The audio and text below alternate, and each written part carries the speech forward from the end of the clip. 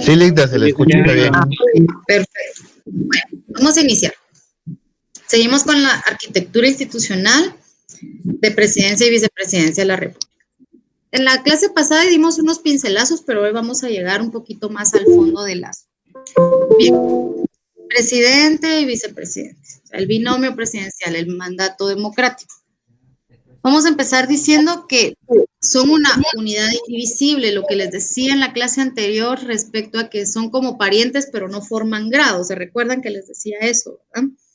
El binomio así se elige, o sea, se crea como dos, pero es uno solo. Lo importante acá es entender que en el sistema guatemalteco el vicepresidente también tiene funciones asignadas. Si ustedes pudieran tener a la mano su constitución, sería buenísimo, porque así podríamos todos llevar la lectura. De igual manera, si tienen la ley del organismo ejecutivo, nos va a servir bastante. Bueno, veamos. Para empezar, el binomio presidencial se elige por sufragio universal. El sufragio es una cosa sagrada, ¿verdad? De hecho, se consagra como un derecho fundamental dentro de la Constitución. Entonces, encontramos que el presidente y el vicepresidente serán electos por el pueblo para un periodo improrrogable de 4 años, mediante sufragio universal y secreto. El sufragio, pues, es el voto al que tenemos derecho desde el momento en que adquirimos la mayoría de edad. Aparte, dijimos en la clase anterior que es un deber. ¿Ah, se recuerdan? Va. El origen de la forma de la presidencia y vicepresidencia en Guatemala es popular y democrático, porque se supone que nosotros somos quienes tenemos la posibilidad de elegirlo, o más bien la obligación, ¿verdad? En el artículo 201 de la Ley Electoral y de Partidos Políticos también encontramos que si alguno de los dos no obtiene la mayoría absoluta, pues hay una segunda ronda de votaciones, ¿verdad? La segunda vuelta que le llamamos. Entonces, esto es importante porque son las dos mayorías más altas relativas. Entonces, aquí vamos a llegar a un concepto que es importante que lo mantengamos, que lo tengamos en cuenta durante el desarrollo de esta clase. Vamos a hablar de lo legítimo y de lo legal, porque no son exactamente iguales. Luego, la unidad, el binomio va electo en una misma planilla, o sea, no podemos votar por aparte para presidente y por aparte para vicepresidente. O sea, los dos son completamente, son independientes entre sí, pero forman parte de una sola unidad. Y luego hay una limitación, que es la limitación, o sea, la prohibición completa de que se puedan reelegir. En la clase anterior leímos un artículo de la Constitución que es el artículo que contiene la parte pétrea de la Constitución. Y ahí vamos a encontrar algunas debacles con algunos autores, que si son 2 o que si son 3 partes en la Constitución. Pueden ser 1000 si quieren, si los vamos a desenmarañar. Pero dijimos que habían artículos no reformables. Uno de esos artículos es el artículo 186, que contiene las prohibiciones para optar a los cargos de presidente o vicepresidente de la República. Ahí vamos a encontrar, por ejemplo, el artículo A, la literal A es bien, yo creo que esa tenía una dedicatoria especial en su momento. Si nos vamos al momento histórico, allá en el año 84, 85, cuando se empiezan a desarrollar ya los preceptos y emana una idea concreta de los constituyentes, de la Asamblea Nacional Constituyente, que nos dice el caudillo, los jefes de Estado o líderes de golpes de Estado, revolución armada o movimiento similar, encontramos que esto es bien dedicado, ¿verdad? Que casi que con letras chiquitas está el nombre de alguien. Pero pues esas ya son cosas muy de historia a las que no quiero entrar de lleno. Luego encontramos en la literal B que la persona que ejerza la presidencia o vicepresidencia de la República, cuando se haga la elección para dicho cargo o que la hubiera ejercido durante cualquier tiempo dentro del periodo presidencial en que se celebrarán las elecciones. Básicamente, aquí encontramos una de dos, ¿verdad? La que esté ejerciendo la presidencia o vicepresidencia no puede optar a la reelección, pero tampoco aquella persona que la haya ejercido durante ese periodo constitucional, y es ahí porque la razón, yo creo las razones primordiales por las cuales un personaje de la política en Guatemala ha sido vicepresidente tantas veces, ¿no? No puede hacerlo durante el siguiente ejercicio, pero sí ha podido completarlo, ¿verdad? Luego C, los parientes dentro del cuarto grado de consanguinidad y segundo de afinidad del presidente o vicepresidente de la República cuando este último se encuentra ejerciendo la presidencia, y las de las personas a que se refiere el inciso primero de este artículo. O sea, tampoco de jefes de revolución armada, de golpe de Estado o caudillos, en todo caso, ¿verdad? A esta literal en específico. Disculpe que le interrumpa. Fíjese de que hay bastante gente que no pudo ingresar a la clase. Están en el chat escribiendo de que ya no tuvieron acceso. Y miro que todavía solo habemos 79 en la llamada, en la virtual. Ok, enseguida les doy ingreso. Dame un segundo. Gracias. Muy bien. Denme un segundo, vamos a admitirlos. Listo. Vamos a ver, ¿cuántas personas estamos? Más o menos. Va subiendo el número 94, 95, 6, 7, así va subiendo. Vamos a darles un ratito, gracias. Ok. Sí, ahí van subiendo.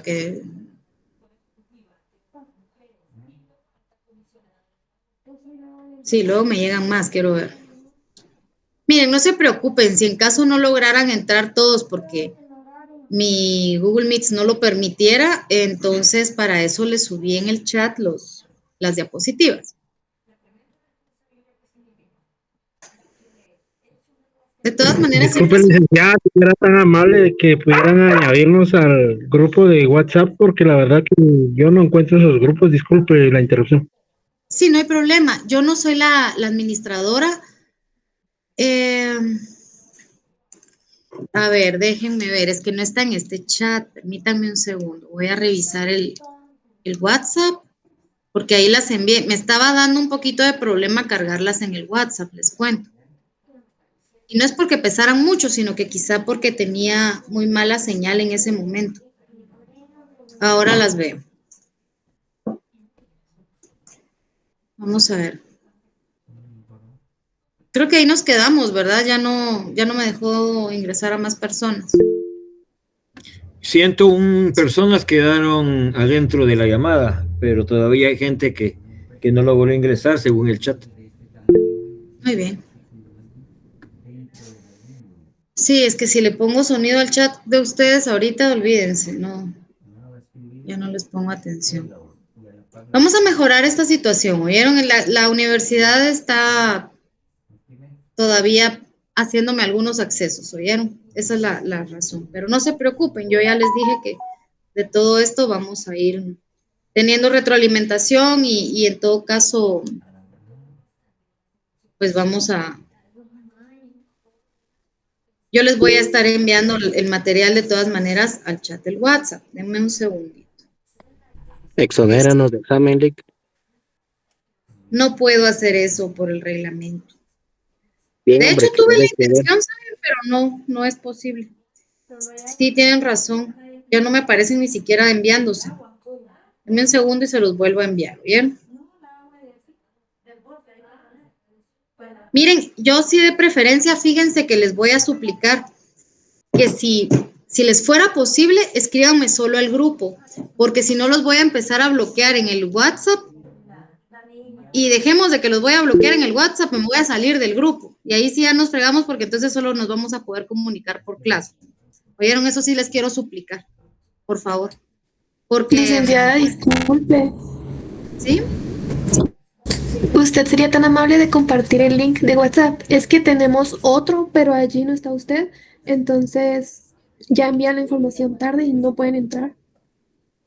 Sí, miren, no van a poder entrar todos porque este es mi Google Meets personal. Todavía la universidad no me ha asignado el Google Meets correcto o el Zoom o lo que sea. Entonces estoy en ese proceso de poder tener ya sea que lo obtenga de forma personal o algo por el estilo, ¿verdad? O que me lo proporcione la universidad.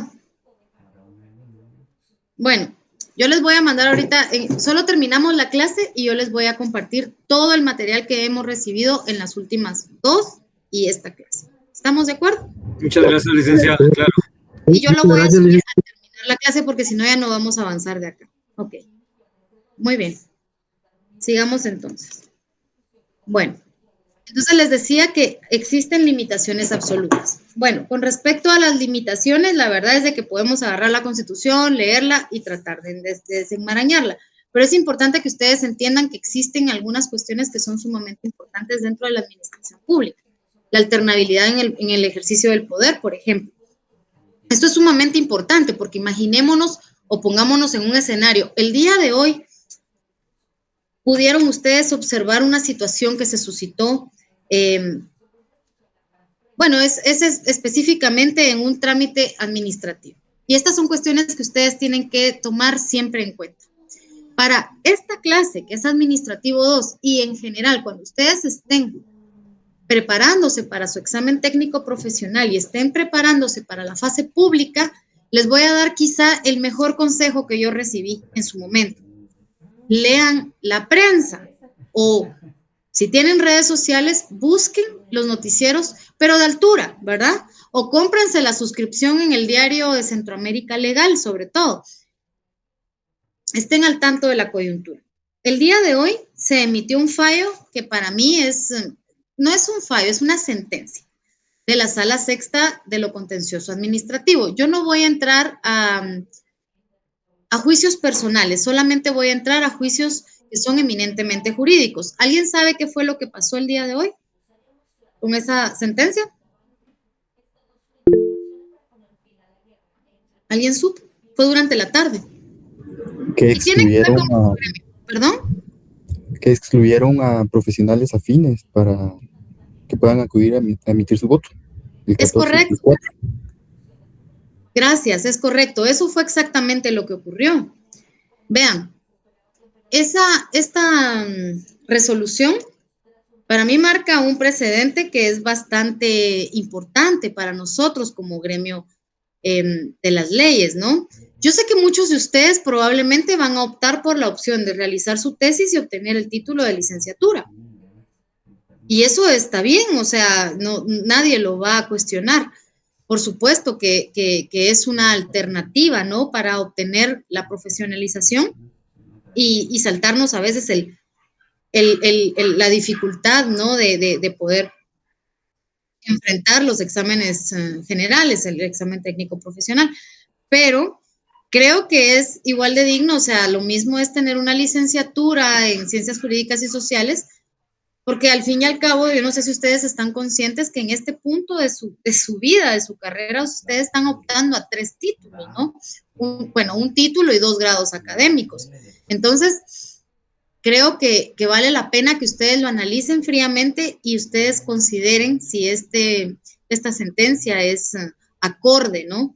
Porque al final de cuentas estamos hablando que la colegiación profesional es obligatoria y las ciencias afines no tienen otro lugar donde agremiarse. Y es cierto que el representante es del Colegio de Abogados y Notarios, pero representante del todo el colegio no nada más aglutina a abogados y a notarios, también aglutina a las ciencias afines. Entonces podríamos ponernos en la perspectiva otorgada por la honorable magistratura, o podríamos analizarlo desde una perspectiva más humana y más acorde a la Constitución, porque ya lo leímos en algún momento que si era derecho o si era deber elegir y ser electo, ¿no? Entonces, creo que son cosas que son importantes y que nos ayudan a ampliar nuestros horizontes de análisis en el ámbito jurídico. Bueno, entonces, aquí en este artículo encontramos varios principios, como el principio de alternabilidad, el principio de unidad y por supuesto, la universalidad del sufragio. Son principios que son sumamente importantes. Bueno, luego tenemos cuáles son los requisitos para optar a estos cargos, ¿no?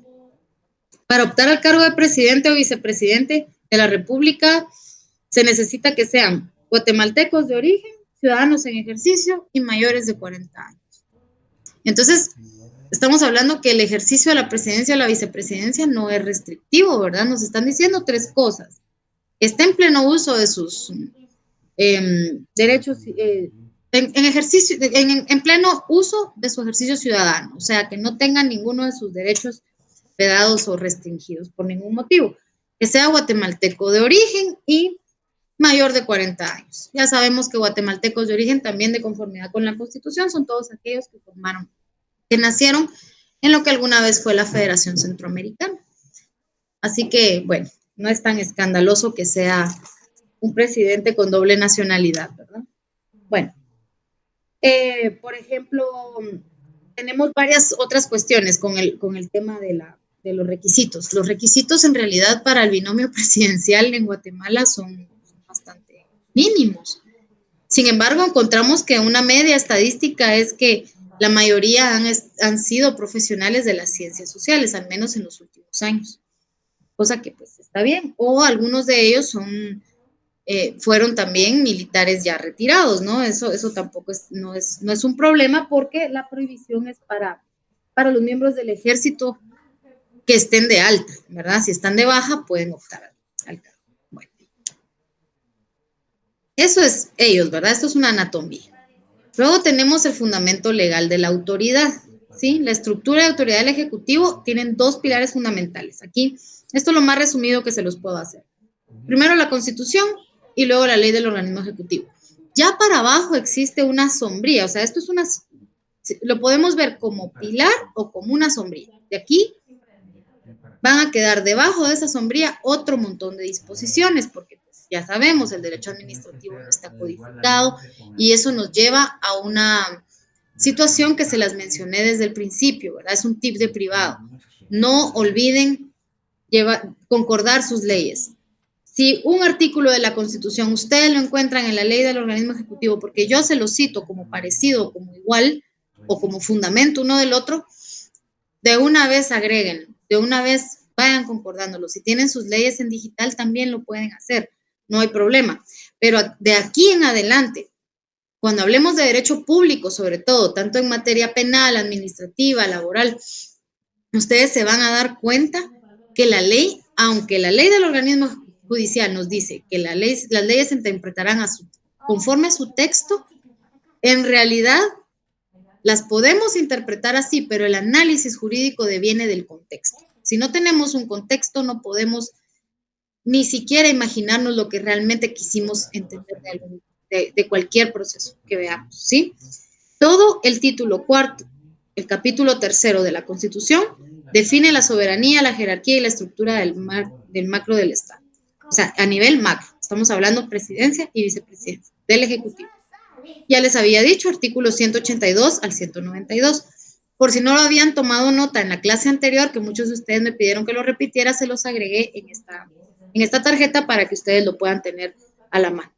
Luego, obviamente, de la ley del organismo ejecutivo no podemos solamente separar aquello que hace el presidente y la vicepresidencia, ¿verdad? Ahí vamos a encontrarlo entre los primeros artículos, desde el artículo 5 al artículo 11, vamos a encontrar específicamente lo que atañe al binomio presidencial, ¿sí? Pero recordemos que el Ejecutivo, como decía, presidente y vicepresidenta son la sombría, son la base, el pilar, pero a partir de ahí se desprenden muchísimos otros organismos que los vamos a ir entendiendo. Para la próxima clase vamos a iniciar ya con la estructura ministerial. Muy bien. La unidad nacional y administrativa. Aquí hay algo que es sumamente importante. El presidente es el jefe de Estado de Guatemala y ejerce las funciones del Ejecutivo. Representa la unidad nacional. También aquí viene la parte más importante, que esto es la base de todo el derecho procesal administrativo. Es la autoridad administrativa superior del Ejecutivo. Es la máxima en jerarquía en la gestión pública. Si alguien de ustedes tiene una ley de lo contencioso administrativo, no hace falta que la tengan ahorita. Solamente en algún momento es importante que ustedes tomen en cuenta que todas las acciones, las resoluciones o las disposiciones emanadas por cualquiera de los organismos del Ejecutivo, ¿sí? Cualquiera de sus órganos o cualquiera de sus dependencias son susceptibles de impugnación. Ahí vamos a encontrar en el artículo 5 y el artículo 7 de la Ley de lo Contencioso Administrativo cuáles son los remedios procesales que existen en contra de la administración pública. En general son dos, ¿verdad? El recurso de revocatoria y el recurso de reposición. ¿Por qué les digo esto? Porque identificar quién es la autoridad administrativa superior siempre va a ser importante para cuando ustedes quieran emprender una acción en contra del Estado. Por ejemplo, la autoridad administrativa superior en los ministerios va a depender. ¿Por qué? Porque está el ministro de Estado, o sea, está el ministro para cuestiones prácticas, ¿verdad? O didácticas, hay un ministro, pero también hay viceministros. Y en cualquiera de los viceministros puede recaer, ¿sí?, la figura de autoridad administrativa superior. ¿Por qué razón? Esto se relaciona mucho al régimen de contrataciones del Estado, porque en el artículo 9 de la Ley de Contrataciones del Estado ustedes se van a dar cuenta que, o van a encontrar, a quién le corresponde resolver, porque resulta que tiene que haber una autoridad superior, pero también puede haber una, o sea, aparte de la autoridad administrativa superior, hay una autoridad que es superior a todas, administrativa, financiera, jurídica, de todo, ¿sí? Esto es como una dualidad que existe en toda la administración pública. Entonces, primero lo primero, la autoridad administrativa superior del Ejecutivo es el presidente de la República y el vicepresidente cuando lo está supliendo, ¿sí? Asimismo es el comandante general y líder supremo de las Fuerzas Armadas. Aquí en Guatemala realmente pues en guerra de hace bastante rato estamos, entonces, a excepción de la guerra civil que estamos viviendo actualmente y que ha llevado a la declaratoria del estado de excepción, ¿no? Bueno, atribuciones esenciales del presidente. Tiene una función legislativa. ¿Por qué?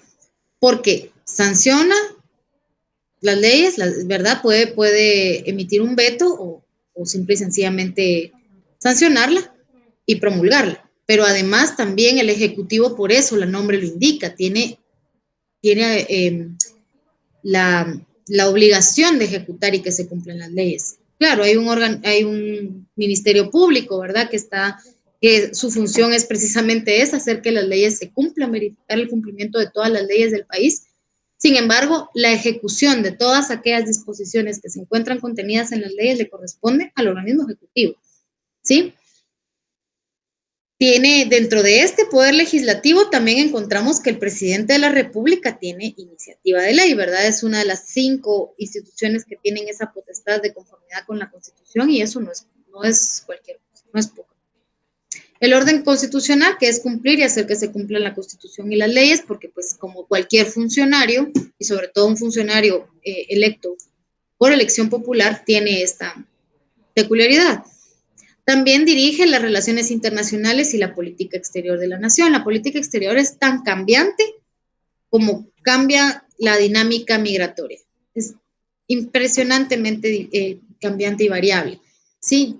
Por ahí ustedes se van a ir enterando de algunas cuestiones que van ocurriendo ya en la administración pública. Por ejemplo, yo no sé si ustedes sabían que Guatemala tiene visa. O sea, para entrar a Guatemala algunas nacionalidades necesitan visa. Cuento esto porque la política exterior, aunque la dirige el presidente de la República, la representación en la política exterior la ejerce el ministro de Relaciones Exteriores. Y ahí nos vamos a ir dando cuenta cómo el presidente no podría estar en todos lados al mismo tiempo, ¿verdad? Como la película, no se puede todos lados al mismo tiempo, es imposible. Entonces, para eso existen sus ministerios que le van a ayudar a ejecutar y a hacer que se cumplan las leyes desde cada uno, desde un ámbito específico de competencia, ¿verdad? Y luego, en cuanto a las emergencias, esto lo vimos recientemente, ¿verdad? Estamos en este momento en uno de esos estados excepcionales de emergencia, en los cuales al Ejecutivo, al presidente, le corresponde dictar disposiciones cuando, según la gravedad del caso, va a ser ese estado de excepción, ¿sí? Por supuesto, el Congreso de la República tiene que aprobarlo, ¿verdad? Para que pueda entrar en vigencia, cobrar vigencia. Sin embargo, es una de sus funciones poder emitir este alertivo, ¿verdad? Y realizar todas aquellas limitaciones que sean necesarias. El mando de la fuerza pública, ¿verdad? Que tiene como objetivo defender la nación y conservar el orden público. En Guatemala, si ustedes se van a la historia sociopolítica reciente de Guatemala, se encontrarán que obviamente hubo 36 años de conflicto armado interno, o como ustedes quieran llamarlo, guerra civil, que sería yo creo lo más apropiado, porque decir conflicto armado interno es un eufemismo. Entonces, Creo que es lo más cercano a una guerra que hemos estado. Sin embargo, obviamente la narcoguerra es algo que está ocurriendo en todo el Triángulo Norte de América, ¿verdad? Entonces, creo que por ahí se podría utilizar la fuerza pública también. Es debatible en algún momento porque estamos en un Estado democrático y no gendármico, no es la naturaleza del Estado de Guatemala. Sin embargo,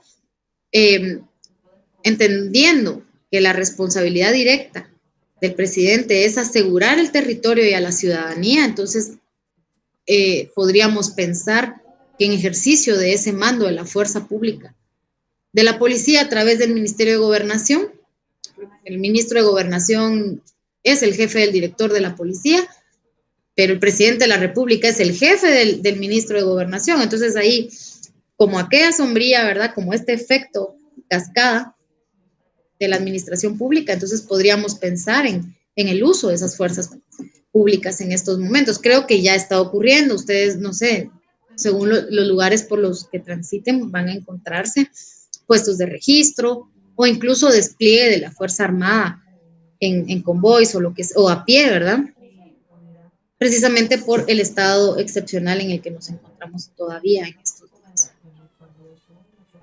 Hay deberes administrativos también, ¿verdad?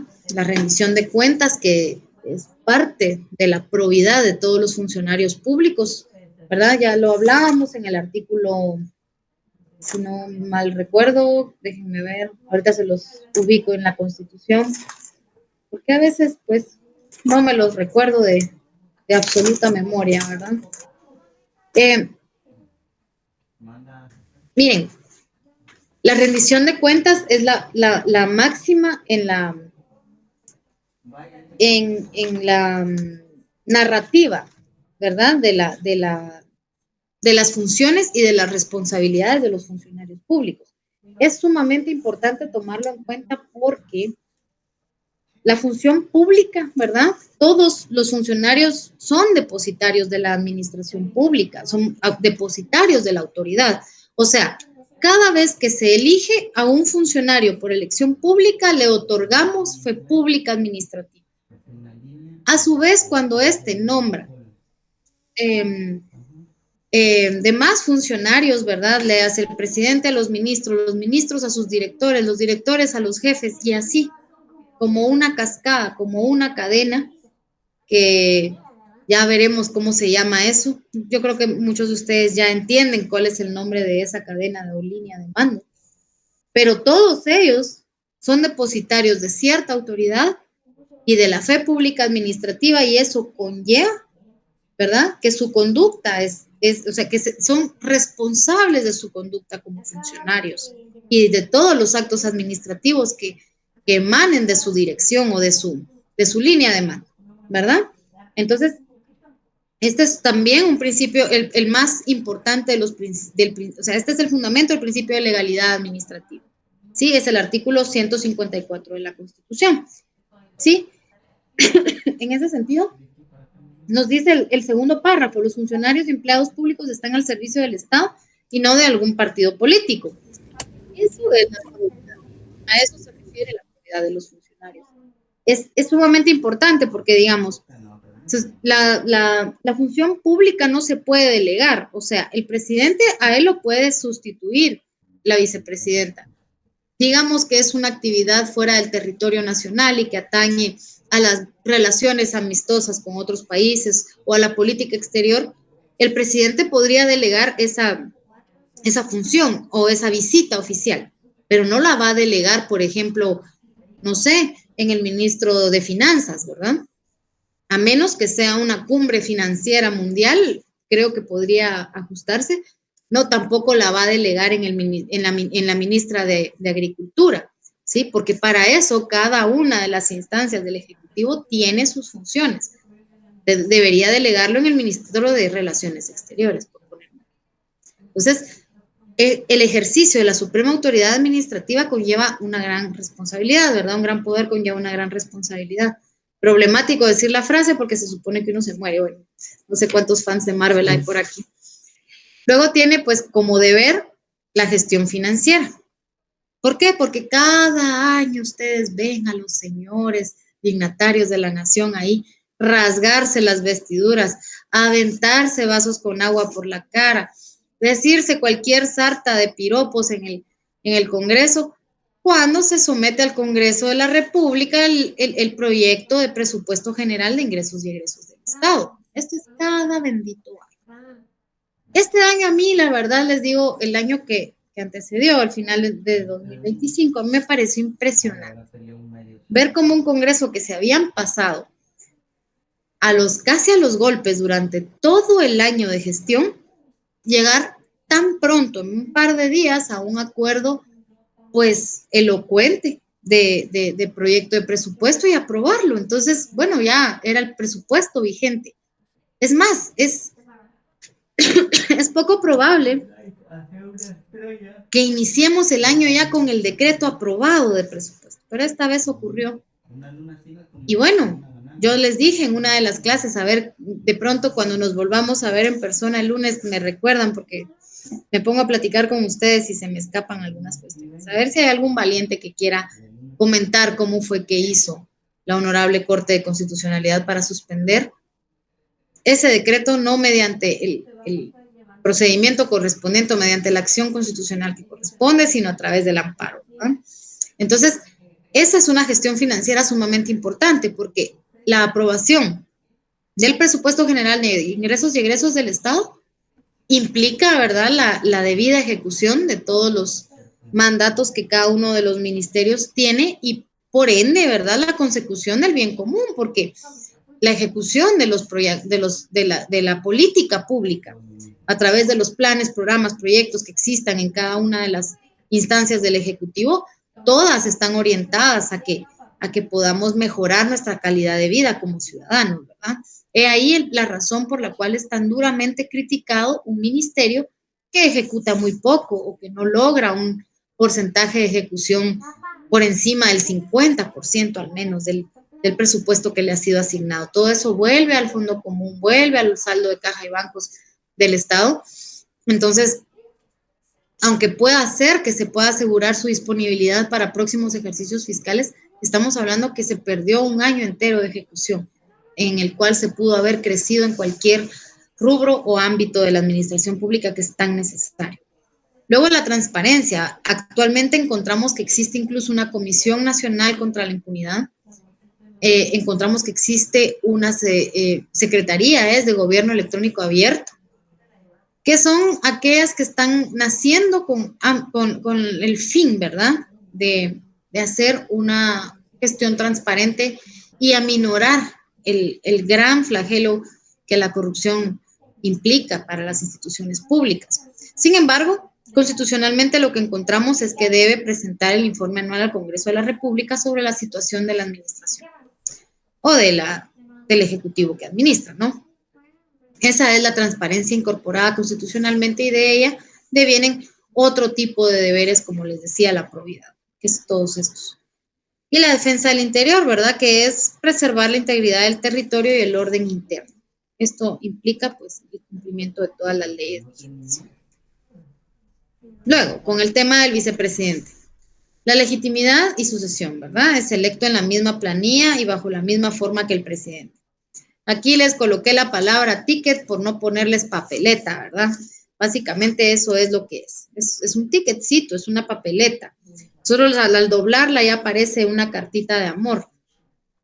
Entonces, ahí mismo se va el presidente y el vicepresidente. No podríamos votar, digamos, por presidente por pero me gusta más el vicepresidente de aquel. No podemos hacer eso, ¿verdad? Entonces, no podemos cruzar el voto en presidente y vicepresidente, porque como les decía, son como que fueran un matrimonio, ¿verdad? La función primordial del vicepresidente es representar al presidente en actos oficiales y sustituirlo en caso de falta temporal o absoluta. Esa es la máxima, ¿verdad? Lo más importante. Acá arribita les coloqué los números de artículo porque también me los consultaron en la clase anterior para que los puedan tener presentes, ¿sí? Miren, esto es algo esto es muy doctrinario. Acá dice que ejerce la primera magistratura de coordinación ejecutiva. Hay algunos autores del derecho administrativo, ¿verdad? Esto es algo que me encontré en una doctrina española. Esto viene de una doctrina española, que el vicepresidente ejerce una máxima magistratura también, ¿sí? Aunque no sea una magistratura del orden o del ámbito judicial, ¿sí? Magistrado significa togado, vestido, ¿verdad? Es alguien, la magistratura implica una alta investidura. Entonces, el vicepresidente es una alta investidura, el primer magistrado de la República, ¿sí? Porque es quien coadyuva en la coordinación ejecutiva cuando encontramos a vicepresidentes con funciones como el vicepresidente de Guatemala, que tiene funciones claramente delimitadas constitucionalmente como ordinariamente. Sus funciones estratégicas y de coordinación. Aquí ya encontramos, en este punto, como les decía, ya doctrinalmente, para la fórmula del vicepresidente en Guatemala, ustedes se van a dar cuenta que doctrinalmente él se convierte en un coordinador, ¿verdad? Es en quien el presidente delega algunas de sus más importantes funciones, ¿sí? Dirige y coordina el trabajo de los ministros de Estado, porque pues preside el Consejo de Ministros y también los gabinetes específicos, ¿verdad? Como el gabinete de desarrollo, el gabinete específico de... Hay varios. La Autoridad Migratoria Nacional preside varios de estos consejos, ¿no? Estos concilios en los cuales participan los ministros por afinidades en cuanto a sus facultades. Delibera porque participa activamente en esas discusiones del Consejo de Ministros con voz, aunque no con voto, ¿verdad? Porque para eso está el presidente. Como les decía, el liderazgo es delegado porque ejerce, ¿verdad? El Consejo de los Ministros, o sea, siempre participa en el Consejo de Ministros, pero también lo puede dirigir, cosa que es muy distinta a coordinarlo, ¿verdad? Y luego coadyuva en la política pública liderando los gabinetes específicos que les mencioné. Esas son las funciones estratégicas, ¿verdad? Acá encontramos el Consejo de Ministros, que es el motor de la política nacional. De hecho, en el Consejo de Ministros no solamente se emiten los los acuerdos gubernativos, que son sumamente importantes, la mayoría de ellos contienen reglamentos que desarrollan las leyes ordinarias. Aquí les coloqué los artículos, el 195 y 196 de la Constitución, ¿sí? Es un órgano colegiado, ¿verdad? O sea, nunca va a estar conformado por solo el presidente. Aquí encontramos que el Consejo de Ministros es el presidente con todos sus ministros de Estado juntos, ¿sí? Bien, en ese sentido ellos toman decisiones y la mayoría de las políticas públicas de Guatemala se generan en el Consejo de Ministros. Está siempre conformado por el vicepresidente y presidido por el presidente, más cada uno. Aquí se genera una especie de, no sé, como de analogía con la ley civil. Vamos a irnos por el civil porque todavía no hemos llegado al mercantil acá, ¿verdad? Pero la responsabilidad solidaria quiere decir que todos los funcionarios son solidariamente responsables entre sí de las decisiones que toman en órganos colegiados. O sea, aquí los que firman en Consejo de Ministros este reglamento y lo emiten mediante acuerdo gubernativo, todos se van de una vez al fondo del mar si llega a hundirse el barco, ¿verdad? Entonces, esa responsabilidad es compartida en los órganos colegiados y eso es algo sumamente importante.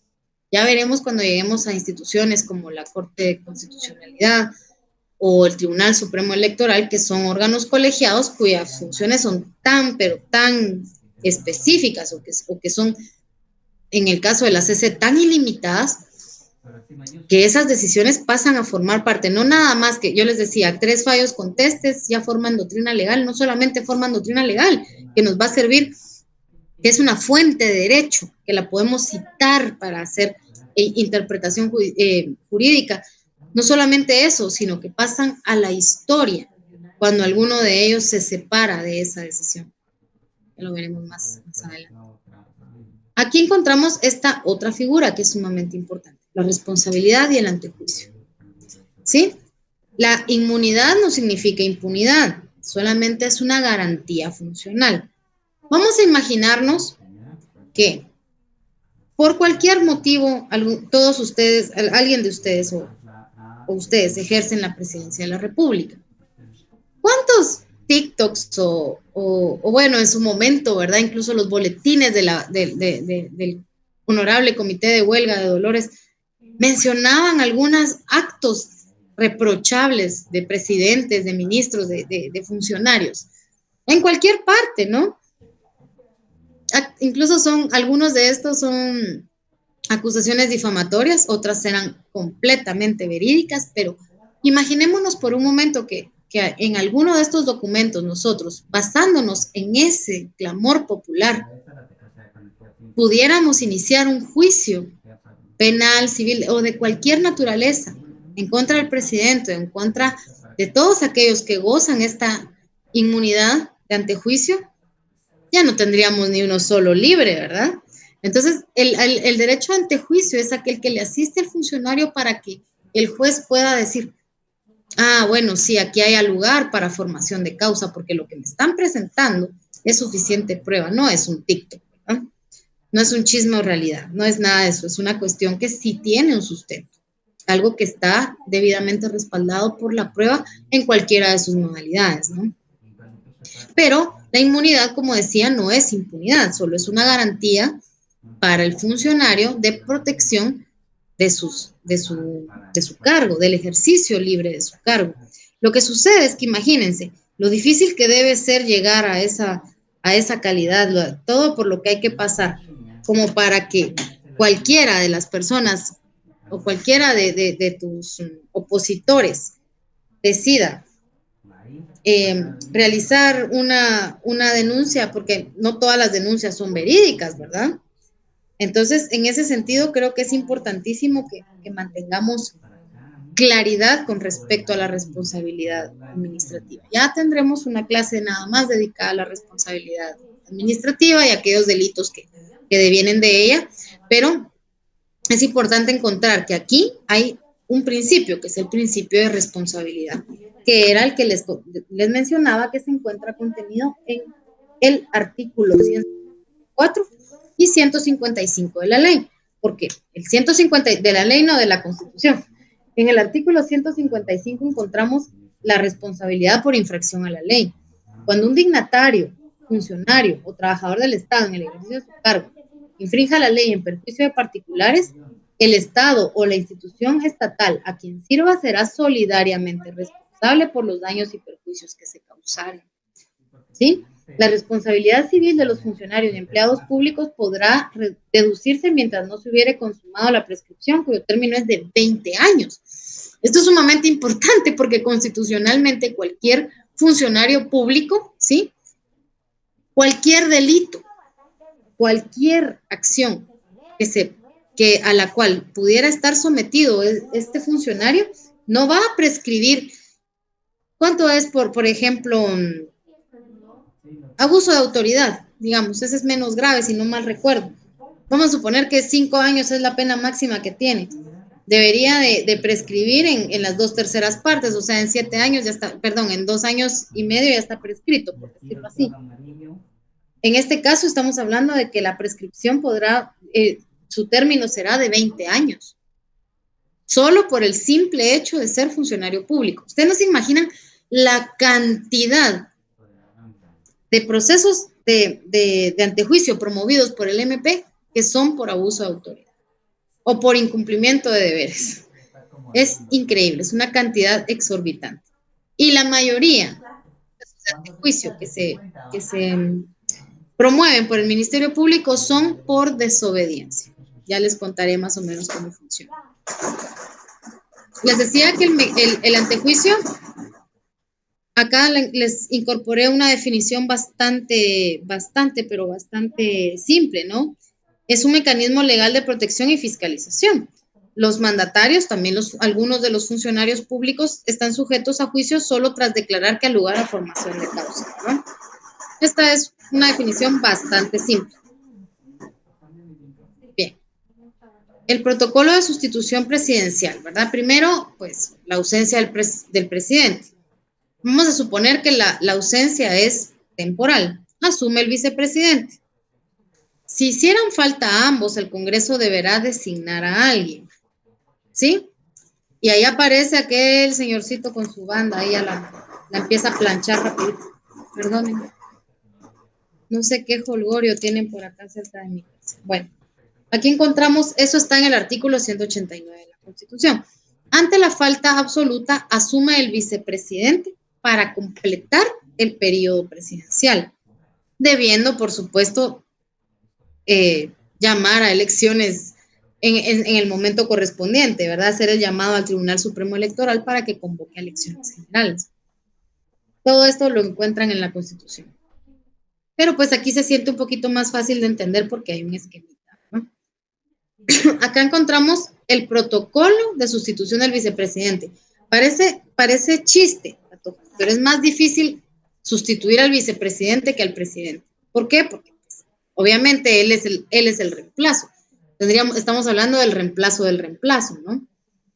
Si la falta es absoluta o ausencia definitiva del presidente, ¿verdad?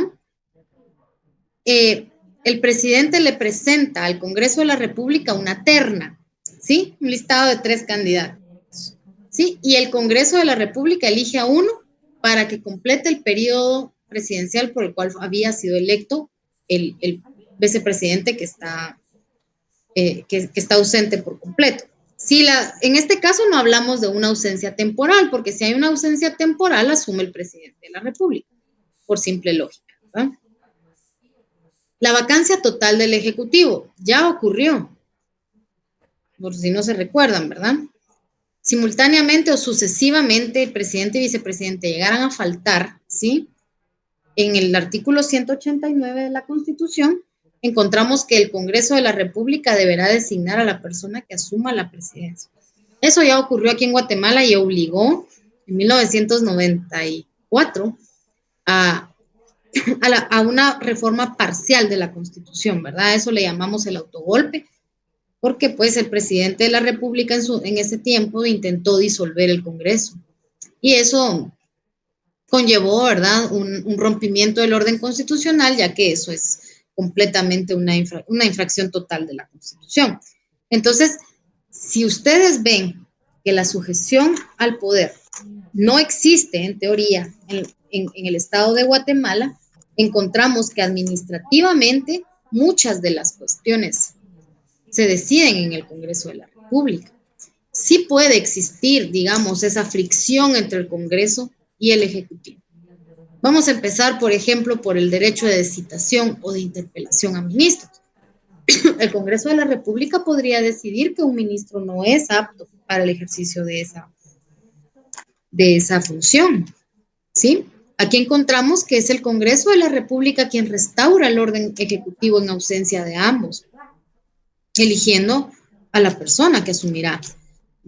Ahí tiene pues varias salidas, ¿verdad? Normalmente la salida más inmediata es nombrar al Procurador de los Derechos Humanos, por lo regular, al menos para que ejerza la presidencia de forma temporal y le ordenan, ¿verdad? Cuando le dan posesión, le ordenan que llame a elecciones. Entonces, es bien interesante porque encontramos que las prerrogativas de los diputados del Congreso son muy diferentes a las prerrogativas que tiene el presidente o vicepresidente de la República, ¿sí? Sus atribuciones son mucho más amplias y creo que, aunque eso no podríamos hablar de injerencia, sí hablamos de un ejercicio un poco más, no sé, más a profundidad del poder. El Estado de Guatemala está diseñado para ser estable. El mandato es de 4 años improrrogables, porque ya dijimos que debe haber alternabilidad en el poder y está prohibida la reelección, ¿sí? Hay una línea clara de mando, ¿verdad? Existe, porque si no está uno, está el otro, entonces hay un presidente y un vicepresidente.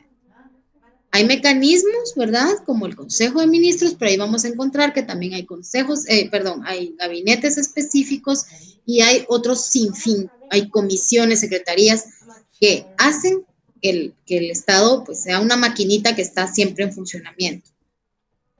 Y vemos que es un artículo pétreo aquel que salvaguarda la sucesión constitucional, el que prohíbe precisamente la reelección.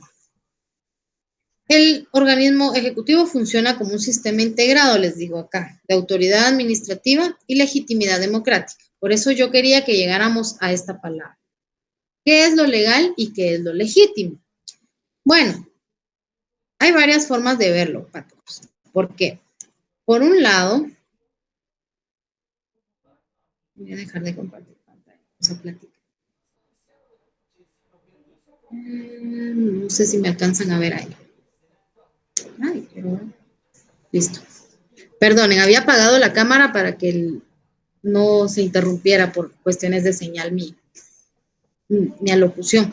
Bueno, ¿qué es lo legal y qué es lo legítimo? No son precisamente lo mismo, porque algo puede ser legal, pero no forzosamente es legítimo. Pensemos en unas elecciones en las cuales, bueno, gana el voto nulo. ¿Qué nos menciona la ley electoral y de partidos políticos al respecto? Nos dice, bueno, actualmente hay un mecanismo. Si llega a ganar el voto nulo, esto obligaría a que las elecciones se repitan. Tendría que haber una nueva convocatoria de elecciones. Imagínense a qué nivel. Y bueno, ahí ganaría el que obtenga la mayoría de votos. No la mayoría absoluta, una mayoría simple. Y supongamos que esa mayoría simple se consigue con 100 votos. Ese gobierno es legal, o sea, fue legalmente electo. Pero ¿qué tan legítimo y representativo sería? ¿Verdad? A mí me llama mucho y poderosamente la atención. Cuando yo he brindado este curso, siempre les digo, esto es como lo que decía mi abuelita, es que está la esposa, la legítima esposa, es la que está bien casada, la que ha firmado los papeles, pues esa es la esposa legal. ¿Y qué tal si no es con esa con la que hicieron vida? O al revés, ¿verdad? Entonces, ahí es a donde vamos a qué es legal y qué es legítimo. Entonces, siempre en cada clase yo les dejo como algo para que ustedes analicen. Véanse estos artículos de la Constitución y en la próxima clase vamos a hablar ya sobre funciones ministeriales y sobre el Consejo de Ministros, para que ustedes analicen cómo está esto plasmado en lo legal, pero también cómo eso representa a los ciudadanos que realizamos la elección y qué tan legítimo se convierten las acciones de cada uno de los entes del Estado. Eso es lo que yo quiero que ustedes logren asimilar durante todo este semestre, porque, como les decía, es verdad, la Constitución ya nos dijo, aquí no hay sujeción de poderes, o sea, aquí es esto, cada uno hace lo que tiene que hacer. Sin embargo, no le ha concedido las mismas atribuciones al Ejecutivo que al Legislativo o que al Judicial, y muchas de las funciones y atribuciones que tiene el Congreso de la República implican, de cierta manera, un ejercicio de fiscalización del Ejecutivo. Entonces, todas esas cosas son las que van a ir conformando un sistema más o menos legítimo en el Estado. Aunque es bastante estable en ese sentido.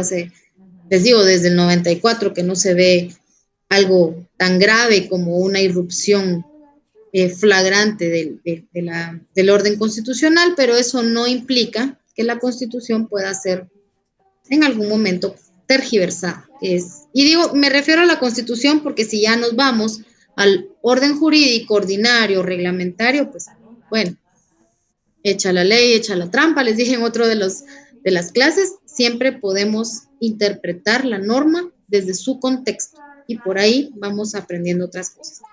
¿Hay alguna duda o comentario que alguien quiera realizar? Levantan su manita o toman la palabra como quieran. Adelante, Pablo Alberto. Licenciada, buena noche. Perdone, usted mencionó algunos artículos de lo contencioso administrativo. ¿Podría repetirlo, por favor? Perdone. Gracias. Claro que sí, con gusto. Los artículos que mencioné de la ley de lo contencioso administrativo fueron el artículo 5 y el artículo 7, porque les hablé de los recursos, ¿no? El de reposición y el de revocatoria. Las disposiciones administrativas de ambos recursos son comunes. ¿sí? Aplican en ambos casos, son los mismos plazos. Esto es materia del próximo semestre, pero si lo podemos adelantar y si lo podemos ya empezar a entender, es bueno, porque el proceso administrativo es bastante amplio, sobre todo por la no codificación del derecho administrativo en Guatemala, pero son esos dos artículos. Gracias, licenciada, muy amable. Con gusto. ¿Alguien más?